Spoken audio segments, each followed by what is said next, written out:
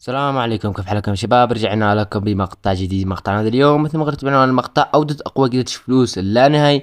فلوس يا شباب من خلال تقريبا دقيقتين طلع 20 23 مليون بالراحة. بس قبل ما نبدأ لا تقصروا معي ضغطكم زر اللايك والاشتراك وتفعيل زر الجرس، انشروا المقطع بكل مكان، خلي اخوكم الفيديو.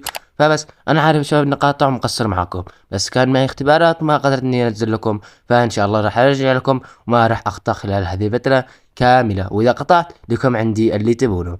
فبس والله يا شباب بحب نتوفى كلام خبر مقطع طول يا حبيبي. طيب شباب بنبدأ بالمتطلبات. متطلبات هذا الجيت معك الارينا، ويكون معك تعديل البنز داخل الارينا، ويكون معك هذا الدباب من موقع بنز، كمان يكون معك داخل الارينا السيارة اللي حاب انك تنسخها او عفوا تدبلها، ويكون داخل الارينا السيارات مثلا سترام جيت او سيارات دلوكسو. اذا مو حاب انك تجيب او تخلي سيارات دلوكسو كثيرة عادي، حتى تقدر انك تسويها بسيارات مجانية. حاليا خلينا نبدأ بالخطوات. بداية نبيك توجه الارينا وتركب الدباب، واول ما تركب اضغط سهم يمين وبعدين راح يدخلك الى مكان التعديل. حاليا يا شباب ركز معي بهذه الخطوة، راح يجيك اول خيار انك تطور هذا الدباب. بس يا شباب حاليا ابيك تضغط اكس عند اول خيار، وابيك تنتظر في هذه الخطوة. ابيك تضغط اكس مرة واحدة فقط، مرة واحدة يا شباب تضغط اكس، وبعدين جهز على زر الهوم اللي هو بي اس 4 او بي اس 5، جهز على زر الهوم اللي تطلع من اللعبة. حاليا اول ما تضغط اكس تشوف الفلوس انخصمت منك، على طول اضغط على زر الهوم او يخرج من اللعبة. تمام يا شباب؟ فحاليا زي مثل ما تشوفون انا علقت وطلعت من اللعبة، رجعت بس انتم مو ظاهر امامكم. فحاليا مثل ما انتم شايفين رجعت اللعبة. المهم حاليا ابيك تدبل اكسات يا شباب، وبعدين اول ما تدبل اكسات راح تجيك بهذه الخطوة. حاليا نقدر نقول الف مبروك، سوينا اول خطوة. حاليا نروح لثاني خطوة. حاليا ابيك توجه للتشيك بوينت الازرق هذا، اول ما توصل عنده يضغط سهم يمين. بعدين روح يا شباب اختار السيارة المستخدمة حقك وغيرها مكان الاسترام جيت او مكان السيارة المجانية، السيارة اللي انت مستغني عنها. وبعدين يا شباب تبيك حاليا تضغط دايرة وتوجه المستخدم حقك ويضغط سهم يمين يدخل الى كراج التعديل.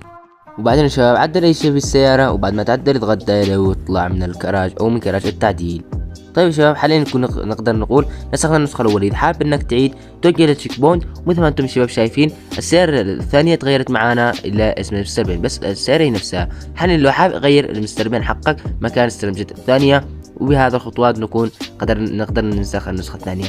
توجه المستر بين حقك وتضغط سهم يمين، عدل اي شيء بالمستر بين وبعدين ارجع، وراح تلاحظ انه تغير الاسم، بس السيارة كما هي السيارة المجانية او الاسترام جيت ما تغيرت، بس بخطوة راح نغيرها كميعها الى مستر بن. فحاليا انا راح ادبل كميع الكراج هذا مستر بن، فراح ادبلها وبعدين راح ارجع لكم.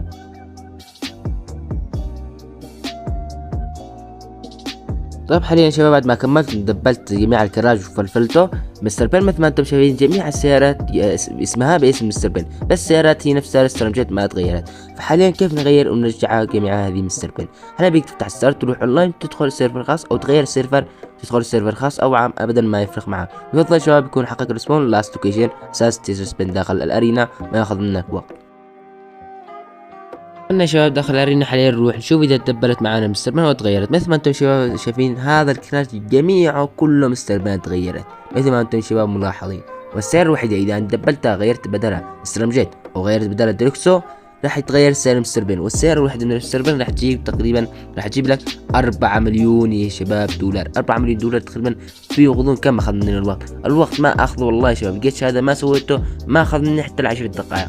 حاليا انا راح ابيع جميع السيارات هذه مثل ما انتم شباب ملاحظين، راح ابيعها كامل. تعالوا نشوف ندخل الى كراج التعديل ونشوف السيارة الوحدة كم راح تعطينا فلوس. زي ما قلت لكم من قبل راح تجيب لنا تقريبا 4 مليون. فحاليا ندخل الى كراج التعديل ونروح خيار السيل ونشوف كم راح تجيب لنا. مثل ما انتم شباب شايفين 3 مليون 800 الف دولار، يعني شباب حوالي تقريبا 4 مليون. فنبيع جميع الكراجات او السيارات وبعدين راح نرجع لكم.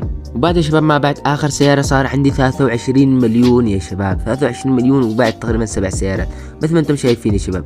صار معي 23 مليون وباقي معي سيارة اقدر اروح ابيعها. فيعني يا شباب الجيش اسطوري. فالحين توقع وانسخ الجيتش او الجيتش هذا الخويه وخلي خويك يستفيد. فانشر المقطع بكل مكان، خلي خويكم يستفيد. من هنا نقدر نقول يا شباب وصلنا لنهاية المقطع. اتمنى المقطع عجبكم، لا تقصروا معي ضغط زر اللايك والاشتراك وتفعيل زر الجرس ونشر المقطع بكل مكان. فبس كان معكم اخوكم ياسر ودراكس، في امان الله او مع السلامة.